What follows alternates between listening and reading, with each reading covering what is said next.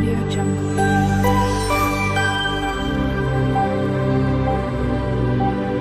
Audio Jungle. Hello everyone, જય શ્રી કૃષ્ણ. મારી ચેનલમાં તમારું સ્વાગત છે.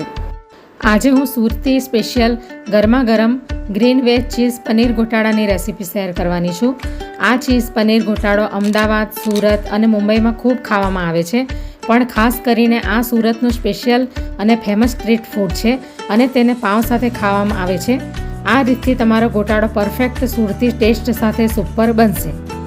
ચેનલ પર નવા હોવ તો જરૂરથી ચેનલ સબસ્ક્રાઈબ કરજો, જેથી મારા દરેક વિડીયોનું નોટિફિકેશન તમારા સુધી પહોંચશે. આજે હું ગ્રીન ચીઝ પનીર ગોટાળાની રેસીપી શેર કરવાની છું, જે અમદાવાદ, બોમ્બે અને સુરતનો ફેમસ છે. તો એના માટે મેં આ ઇન્ગ્રેડિયન્ટ્સ લઈ લીધા છે. તો સૌથી પહેલાં એની અંદર જે મસાલા આપણે ગ્રેવી કરશું ને, તો એના માટે મેં આ એક મોટો કાંદો લઈ લીધો છે, ઝીણો ચોપ કરીને. આ અડધું કેપ્સિકમ લીધું છે અને આ અડધું ટામેટું લીધું છે અને આ ગ્રીન લસણ છે, લીલા લસણ, અને થોડીક કોથમીર છે. આદુ, મરચાં અને લસણને કટ કરીને મેં ઝીણા ઝીણા ચોપ કરીને લઈ લીધા છે. એની અંદર નાખવા માટે એક વાટકી ભરીને આ પાલકની ભાજી છે આ, અને થિકનેસ માટે આ એક નાનું બટાકું બાફેલું લીધું છે.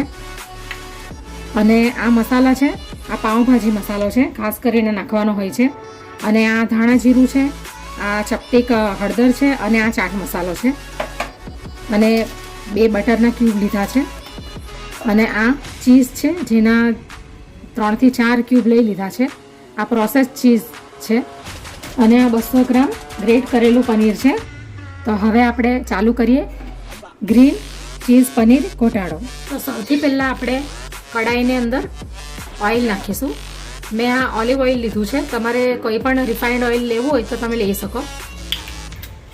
હવે આપણે બટરના 2 ક્યુબ અંદર નાખી દઈશું. હવે આપણે 1 ચમચી અંદર જીરું નાખીશું.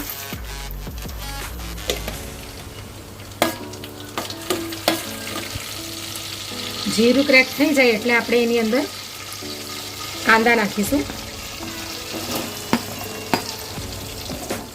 અને સાથે સાથે આપણે આ આદુ, મરચાં અને લસણને કટ કરીને લીધા છે ઝીણા ઝીણા, એ પણ નાખી દઈશું અંદર.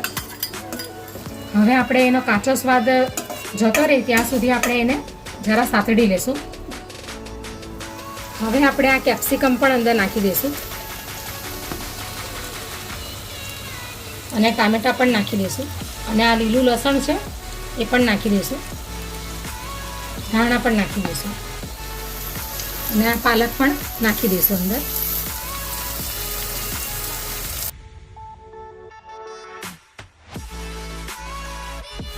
હવે બરાબર મિક્સ કરી લઈશું.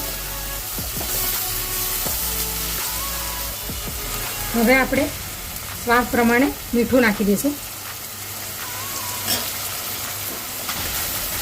મીઠું નાખવાનું કારણ એ જ છે કે આ બધું બરાબર મેલ્ટ થઈ જશે મીઠાના કારણે. હવે આપણે એની અંદર આ એક બટાકું નાખી દઈશું. આ બટાકું ઓપ્શનલ છે, તમારે નાખવું હોય તો નાખી શકાય, નહીં તો પછી સ્કીપ કરી દેવાનું. હવે આપણે આ બધા મસાલા અંદર નાખી દઈશું. તો હવે આ મેસરની મદદથી આપણે બધું મેશ કરી લઈશું, એટલે બધું મેલ્ટ થઈ જાય બરાબર પાઉંભાજી ટાઈપ. તમારે આ ગોટાળાને રેડ કલરનો બનાવવો હોય તો તમે અંદર લાલ મરચું પણ નાખી શકો, અને ગ્રીન બનાવવો હોય તો પછી સ્કીપ કરી દેવાનું લાલ મરચું.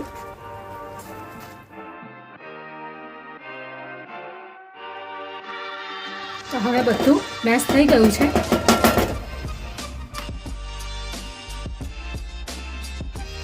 હવે આપણે આ ગ્રેટ કરેલું પનીર અંદર એડ કરી દઈશું.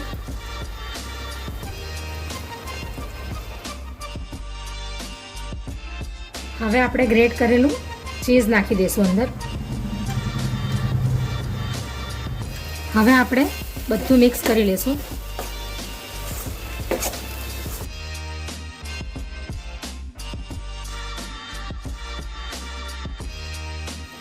હવે આપણે એને થોડું લિક્વિડ અંદર નાખીશું.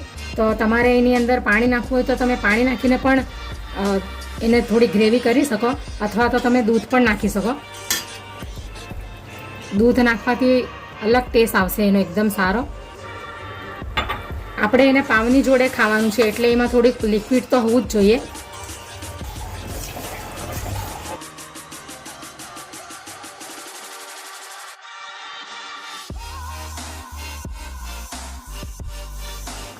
તો હવે ગ્રીન ગોટાળો તૈયાર થઈ ગયો છે. તો હવે આપણે ગેસ બંધ કરી દઈએ.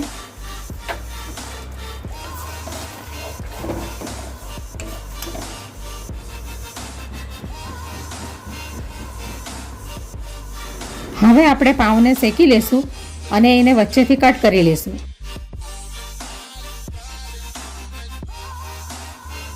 નોનસ્ટિક તવીમાં આપણે થોડું ઘી નાખીશું. હવે આપણે આ મસાલો નાખી દઈશું અંદર પાવને શેકવા માટે.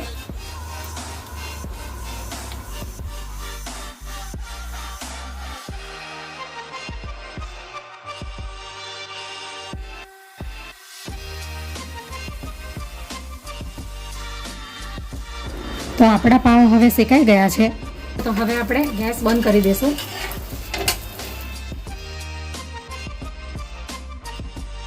હવે આપણે ગ્રીન ગોટાળાને ડીશમાં સર્વ કરી લઈશું.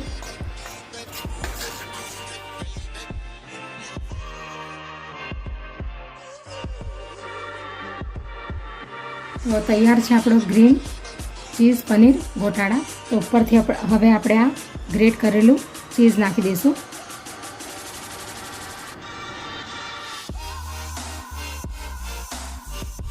તો તૈયાર છે સુરતનો ખૂબ ફેમસ ચીઝ પનીર ગ્રીન ગોટાળો.